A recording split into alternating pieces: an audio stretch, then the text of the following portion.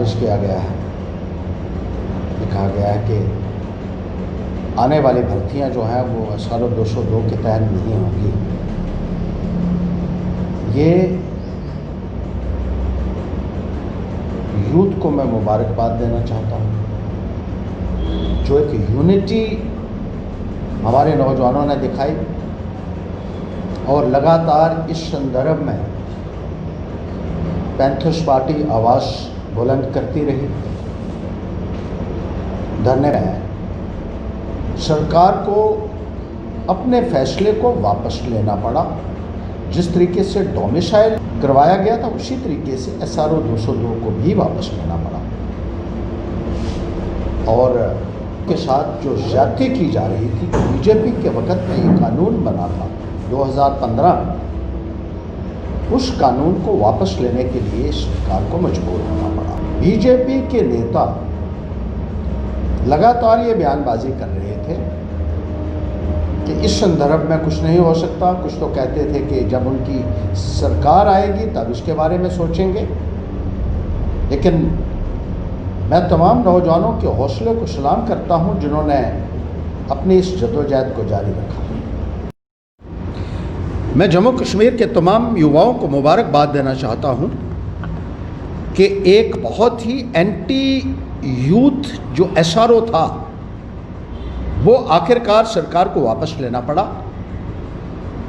ये हम सब के सांझे प्रयासों का नतीजा है। इस SRO को 2015 में बीजेपी और PDP की सरकार ने यहाँ जारी किया था और इस SRO के तहत नौजवानों को अपने हकों से महरूम किया जा रहा था।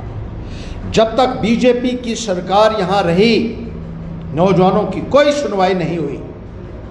अब जब लेफ्टिनेंट गवर्नर महोदय आए हैं और यहाँ के नौजवानों ने मिलजुल कर प्रयास किया, पैंथर्स पार्टी ने शाना बन शाना उनका समर्थन किया, धरने भी किए, प्रदर्शन भी किए, पुतले भी जलाए, धूप के में सड़कों के ऊपर भी बैठे। आखिरकार इस सरकार को उस SRO को वापस लेना पड़ा। अब चंद बीजेपी के लोग इसका क्रेडिट लेने की कोशिश कर रहे हैं। मैं उनसे ये भी पूछना चाहूँगा कि कल तक आप कह रहे थे कि इसका कुछ नहीं हो सकता है, लेकिन जब फैसला हो जाता है अचानक से प्रकट हो जाते हैं। अब लोग इतने भी अनजान नहीं हैं, ये मैं भारतीय जनता पार्टी के नेताओं से कहना चाहता हूँ और नौजवानों से कहना चाहता हूँ कि आप अपनी यूनिटी को इसी तरीके से बरकरार रखें, इकट्ठा होकर चलें, क्योंकि बाकी के जो मसाइल हैं, चाहे वो 4G कनेक्टिविटी का हो, चाहे वो टोल प्लाजा का हो, चाहे वो मास प्रमोशन स्टूडेंट्स का हो, ये मुद्दे भी हमने आने वाले वक्त में हल करवाने हैं। चाहे वो जिन मुलाजमीन को नौकरी से बाहर निकाला गया, हेल्थ डिपार्टमेंट के हैं या एजुकेशन के हैं या इंफॉर्मेशन के हैं, उनके लिए भी जद्दोजहद आने वाले वक्त में करनी है। और इसी तरीके से मिलजुल कर अगर हम प्रयास करेंगे तभी इन मुतालबों का हल हो सकता है और हम इनको भी रियलाइज़ कर सकते हैं।